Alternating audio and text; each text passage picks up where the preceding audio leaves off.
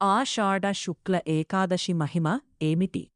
ఈ వ్రతం వల్ల ఎలాంటి ఫలితం లభిస్తుంది? పద్మపురాణంలో చెప్పబడిన దేవశయని శయన్ ఏకాదశి మహాత్మ్యం ఎంతో పవిత్రమైనది. కథ ప్రకారం ఒకసారి నారద మహర్షి బ్రహ్మదేవుడును అడిగారు, ఓ బ్రహ్మదేవా, అన్ని పాపాలను నశింపజేసి మోక్షాన్ని ప్రసాదించించే ఆషాఢ శుక్ల ఏకాదశి మహిమను నాకు వివరించండి.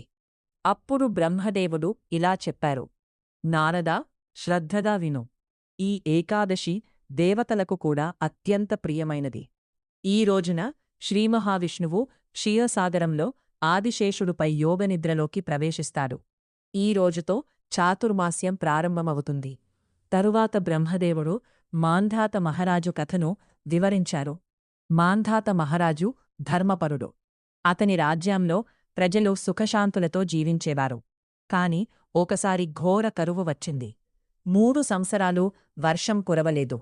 ప్రజలు ఆకలితో బాధపడ్డారు. రాజు అడవికి వెళ్లి అంగీరస మహర్షిను దర్శించి పరిష్కారమడిగాడు.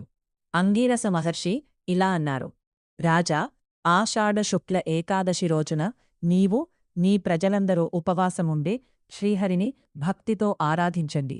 రాత్రంతా జాగరణ చేసి హరినామాన్ని స్మరించండి.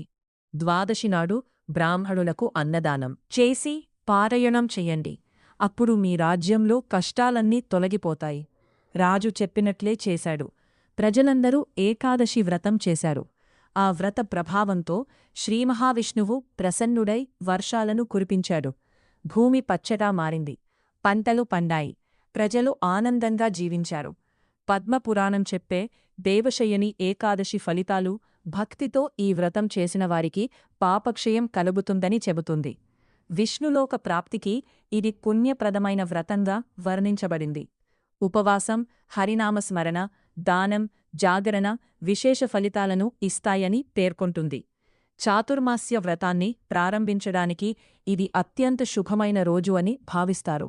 ఈ పవిత్ర ఏకాదశి సందర్భంగా నీకు, నీ కుటుంబానికి శ్రీమహావిష్ణువు మరియు మహాలక్ష్మివారి అనుగ్రహం ఎల్లప్పుడూ ఉండాలని మనస్ఫూర్తిగా కోరుకుంటున్నాను.